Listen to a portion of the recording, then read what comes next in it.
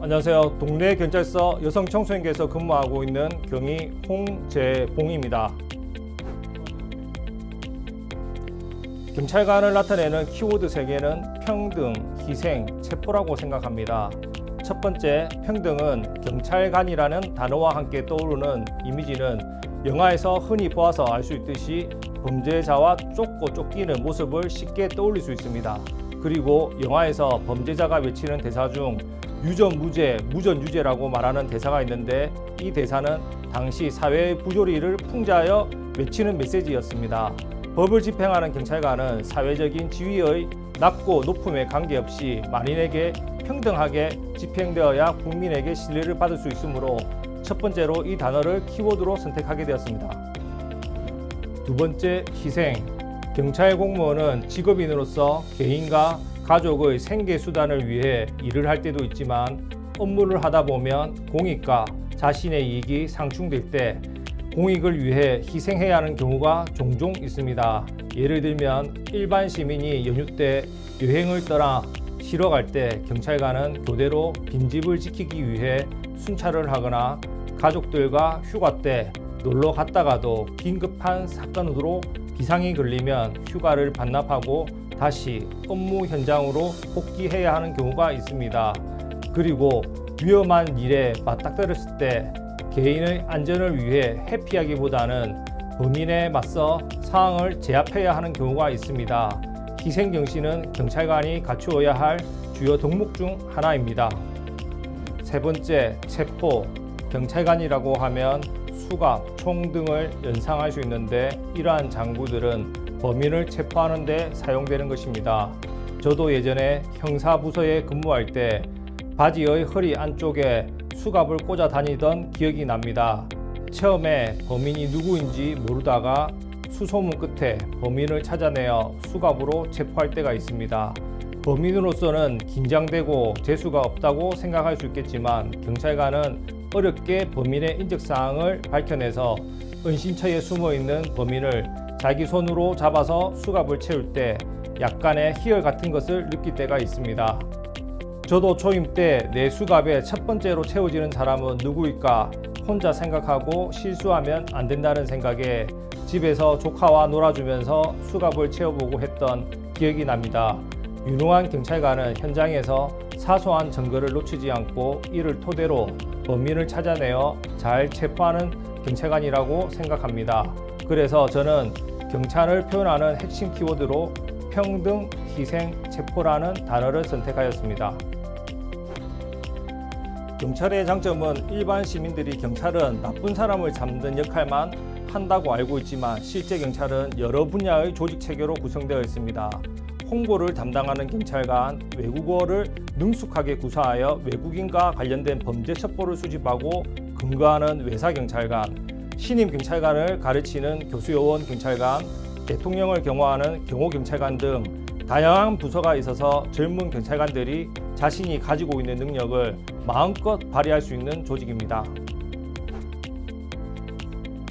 경찰관의 단점은 경찰관의 활동은 크게 예방, 검거, 사후 조치로 이루어지는데 업무 중 신고가 들어와 현장에 출동하게 되면 예상치 못한 위험에 노출되는 경우가 많고 현장에 출동한 경찰관이 순간적인 판단을 내려 처리해야 되는 상황이 많이 있습니다.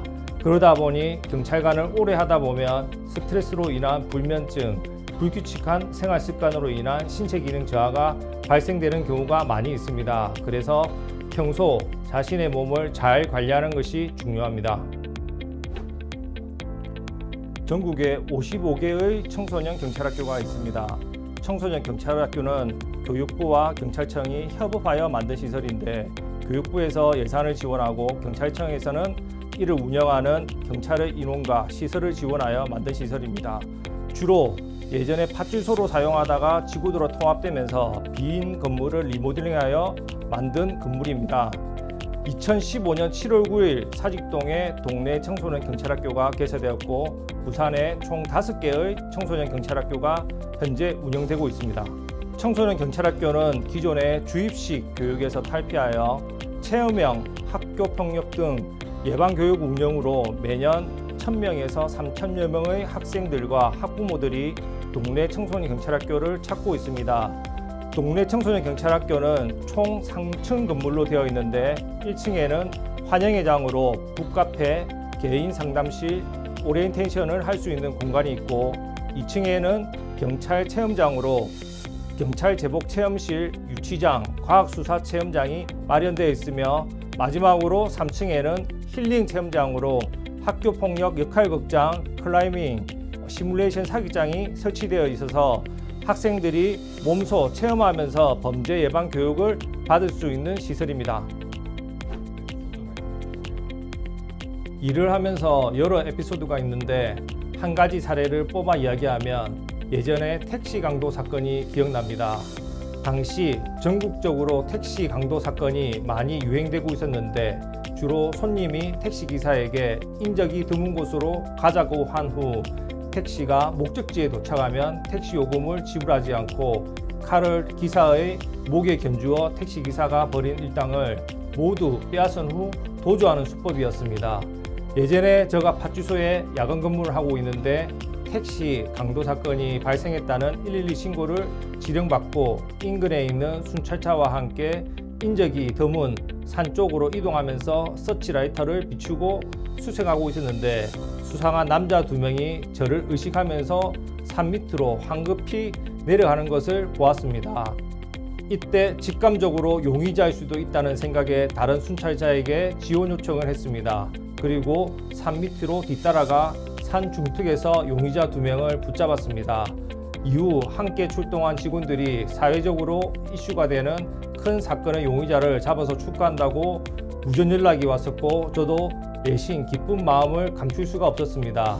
그런데 그 사람을 조사한 결과 택시 강도 용의자가 아니었습니다. 그래서 왜 경찰관을 보고 피하면서 산 밑으로 내려갔는지 물어보니 등산을 하던 중 소변이 보고 싶어서 산속에서 소변을 보고 있었다고 하는 겁니다.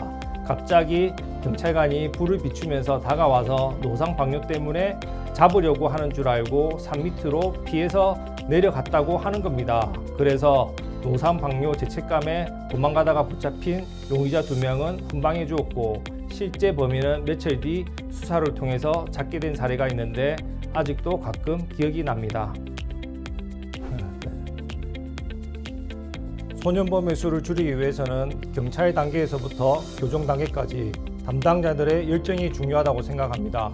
저도 심리학을 공부하였지만 소년에 대하여 심리검사를 한 후 정신병리적인 원인에 대해서만 분석을 할 것이 아니라 실제 비행 청소년들의 행동을 치료 및 교정하고 이를 둘러싸고 있는 방해 요인을 제거하는 것이 중요합니다.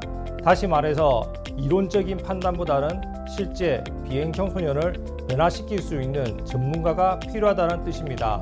그러기 위해서는 각 지역사회의 기관들이 합심하여 정성을 다할 때 소년범의 숫자가 감소하고 재범의 위험성도 대폭 낮아질 것이라고 생각됩니다.